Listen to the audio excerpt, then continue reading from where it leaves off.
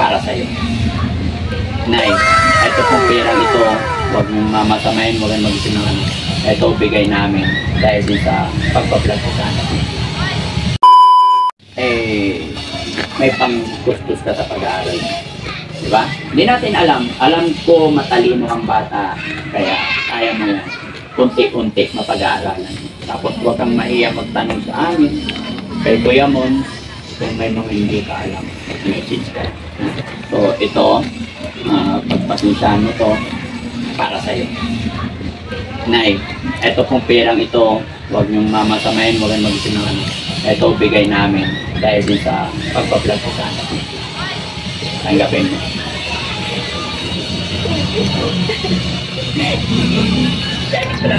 Tungkol kayo sa kasalaman ko.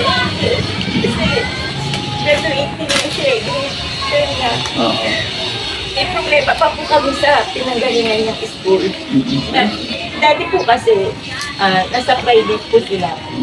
Kasi sobrang as in stable talaga yung kita namin. Simula nung nag-pandemic, nagkabaon-baon kami. Hanggang sa 4 sila nasa private, nakakaya naman namin. Tapos nung nag-pandemic, hindi na, lumubog kami. As in, lubog na lubog talaga. Kahit sa utang, lubog na lubog kami.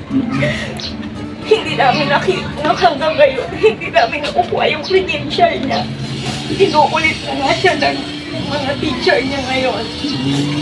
Kaya sabi ko, Angel, sabi ko, blessing sa atin si Daddy Frankie. Galingan mo pa, anak. Sabi ko sa kanya, kaya mo na, anak. Yung pagtsatsaga mo, lagi ko sinasabi sa kanya, yung pagtsatsaga mo, may bunga yan, anak. Sabi ko sa kanya, lahat ng paghihirap mo, minsan na kinakausap ko siya. Sabi ko na, nape-pressure ka ba kay mama? Kasi sabi ko, na mag-upload ka, mag-edit ka. Lagi ko siya sinasabihan na gano'n. Kasi sabi ko, samantalahin mo yung pagkakataon na binigay sa'yo ni Daddy Frankie. Kasi hindi lahat ng tulad na nabibigyan ng pagkakataon. Sabi ko sa akin, sobrang blessed tayo na nakilala natin si Daddy Frankie. Iyak naman. Okay. Kasi siguro eto na po talaga yung matagal na namin pinag-pray. Kasi sabi niya, Mama, sinukulit na ako ng mga teacher. Kasi ang totoo po niya, 2 pa po yung hindi ko pa po nasisettle na account nila, yung bunso ko tsaka siya. Magsasabay na po sila sa graduating. Sabi ko, anak, kahit sana ikaw na lang yung matulungan ni Daddy Frankie, ako na yung bahala sa bunso ko. Magagawa ko na ng paraan. Kano pa yung problema niya sa credential? Nasa 25 po. 25. Tapos na yung problema niyo sa 25. Ngayon pa lang. No. Daddy Napakabait ni God. Opo. Oo. Sabi ko nga, kahit ganito lang tayo na. Sabi ko, lagi na lang tayong pinapakinggan yung mga dasal natin ni Lord. Hindi pa natin hinihingi, binibigay niya na. Opo. Basta lagi lang tayong magpasalamat kung ano yung dumating, maliit o malaki. No? Tama yun, Nay. Suportahan nyo lang lagi si Angel dahil alam ko malayo mararating niya.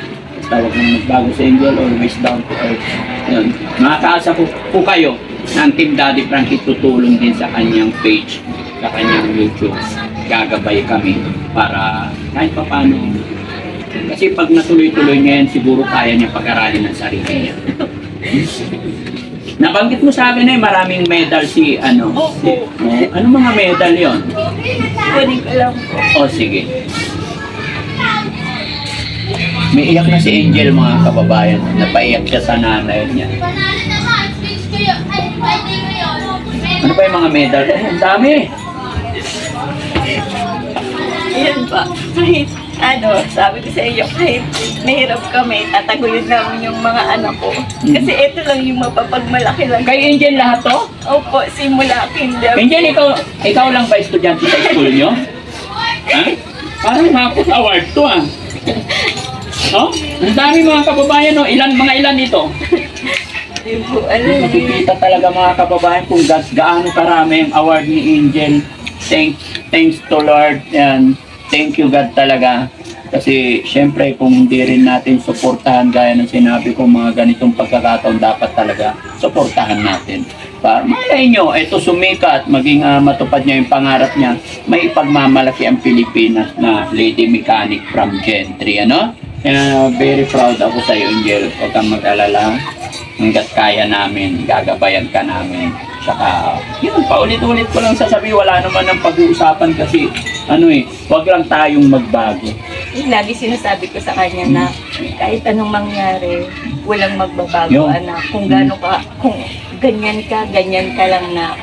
Sabi ko sa kanya, kahit sa ugali, sabi ko na, walang mababago ha. Maliit malaki dumarating. May mga time kasi na sinusubukan lang tayo ni God.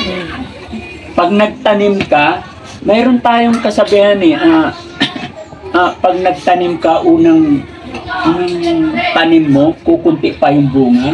Diba? Pag nagtanim ka, ang ganda ng bunga ng mangga. Yung unang bunga niya, parang madidistract ka pa kasi kukunti, pero sinusubukan ka lang pala ng Panginoon. Yung pangalawang bunga, doon na yung marami. Diba? Kaya wag tayong, porkit maliit ang bigay na tanggap mo ngayon. Diba? Ganun lang yun. Parang sa akin, marami na, mahirap ipaliwanag mga kababayan, no? Basta wag lang tayo magbago. Hintayin natin yung tamang panahon. Okay? Parang gusto kong iuwi ito Joke. Daddy Frankie, hindi naman po kami perfect na pamilya.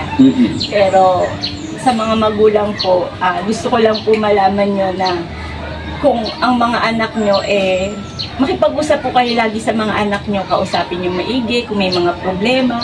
As in yung parang kayo lang magkaibigan, yung nagsasabihan kayo ng problema. Huwag nyo ilayo yung loob nyo sa mga anak nyo. Kung naliligaw man sila ng landas, kausapin nyo po, huwag kayong magsawa na kausapin yung mga anak nyo. Yun lang naman po yung maibibigay natin sa anak natin, yung pagmamahal at suporta bilang magulang. Yun lang. Yan mga kababayan, nakaka-touch, napakaganda ng mga payo na binigay ni nanay. Kahit nga mahirap ang isang pamilya, basta't punong-puno ng pagmamahal, yun nga, tama, gawin lang natin barkada ang ating mga anak kasi the more na sinisigawan o binubulyawan, mas lumalayo ang loob nila. Much better na kausapin sila ng maayos, susunod at susunod yan. Kasi pag naramdaman ng anak kasi talaga na kinukomfort mo yan, susunod at susunod yan. May mga time kasi ng mga bata na pag napagsasabihan, doon pumupunta sa barkada, doon nagsasabi ng problema. Although, tama ka, Nay, kasi ganun din ginagawa ko sa mga anak ko. At masaya rin noon na nagkakilala sila ni Dex. So, may payo rin ako sa kanila. Na?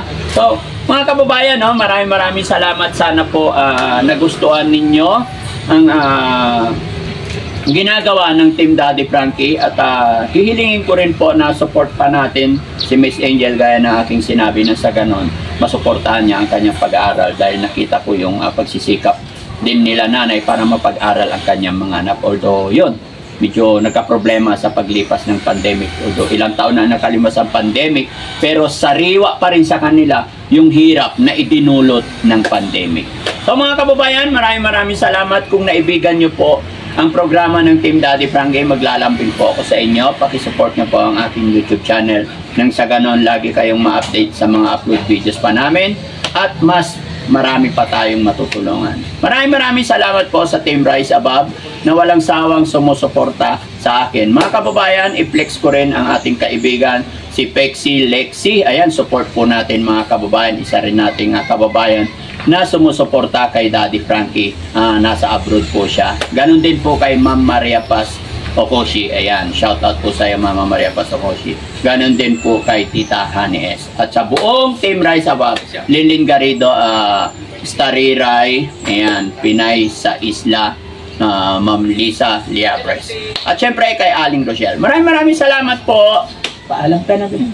Bye po.